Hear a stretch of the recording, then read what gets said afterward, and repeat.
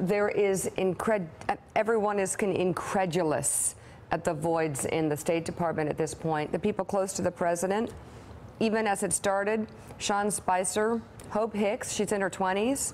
Jared, Ivanka, who came from the fashion industry. Hope's okay, though. They're all very nice. I mean, if you meet them on the street, they're very nice people. Do you want them running the country?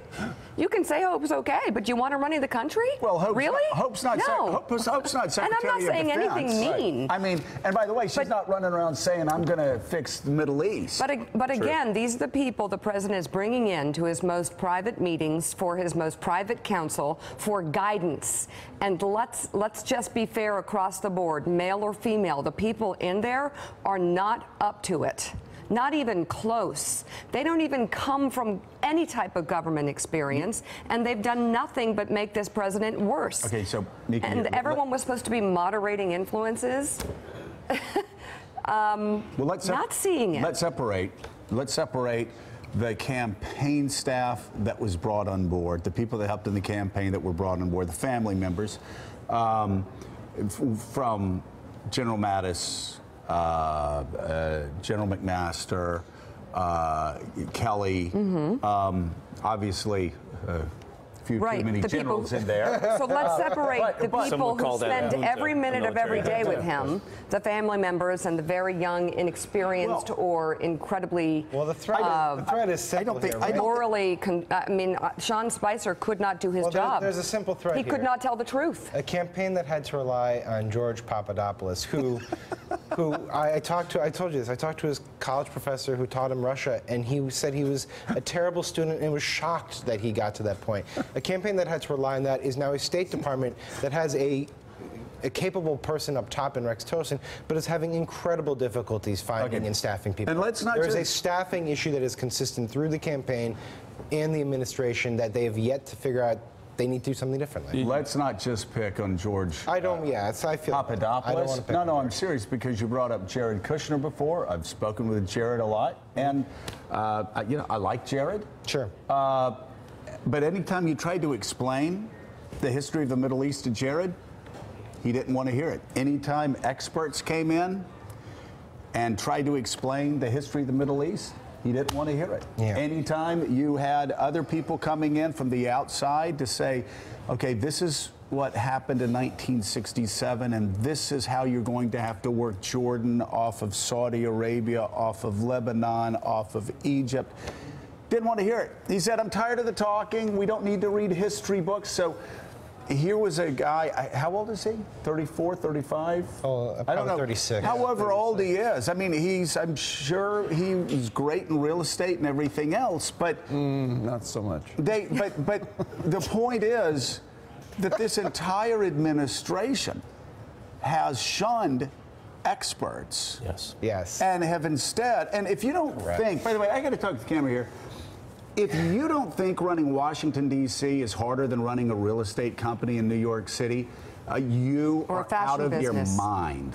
You have no idea. Why do you think presidents come and go and fail? Because it's difficult. It's hard.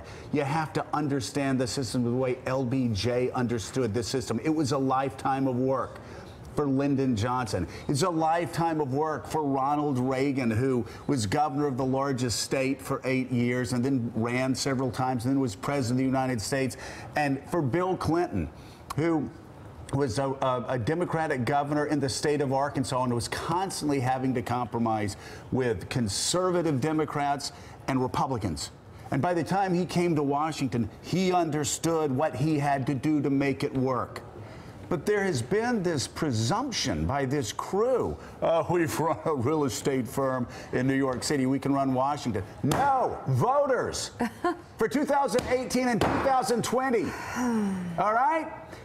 If you wouldn't hire a dentist that went to a good dental school when they were taking out a filling, don't elect people to office that don't know what the hell they're doing.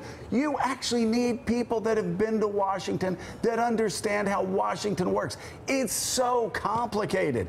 It takes a long time to figure out how to run a large state, let alone run a country. And they have sent in all of these people that worked in real estate or the fashion industry, and said, oh, we're smarter than everybody else. They have proven by not passing a single major piece of legislation and humiliating America across the globe. Look at all of the numbers across the globe. But they've got tax reform coming, Joe. How much America's standing has fallen across the globe in every poll. And suddenly, having these rookies doesn't seem like such a good idea anymore. We may actually, when we're getting brain surgery, we may actually need somebody that actually is a brain surgeon instead of a lumberjack. If you're born into privilege and everything's handed to you, why learn if you can beat the system without learning? So I mean, I think from their perspective is, hey, I got this job and I didn't have to waste all this time like you silly fools did going and getting school certifications, experience.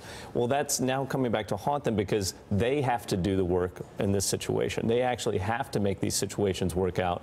And so I think it's just now hitting them. It's a year later. I think they were surprised the first 6 months they even got the job. The second 6 months they're surprised at how hard it is. And now the next 6 months are probably trying to figure out what the exit door is. I don't think the family members are surprised at all. They got the job they expected to go. It was their entitlement. It was entitlement. There's a reason why CEOs do so horribly as a rule in government.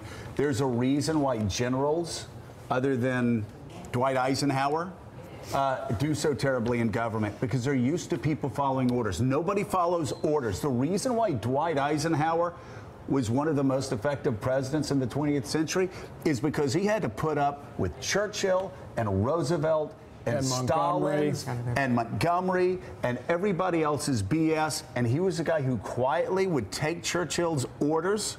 Yes, sir. Yes, sir. And then turn to the other generals going, oh, my God, what are we going to do here?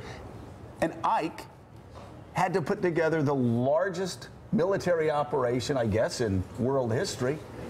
And he was balancing egos. That's what this job is. You have to constantly be deferential to people who you may have a lot more power. But they actually have to have gravitas first. Thanks for checking out MSNBC on YouTube, and make sure you subscribe to stay up to date on the day's biggest stories. And you can click on any of the videos around us to watch more from Morning Joe and MSNBC. Thanks so much for watching.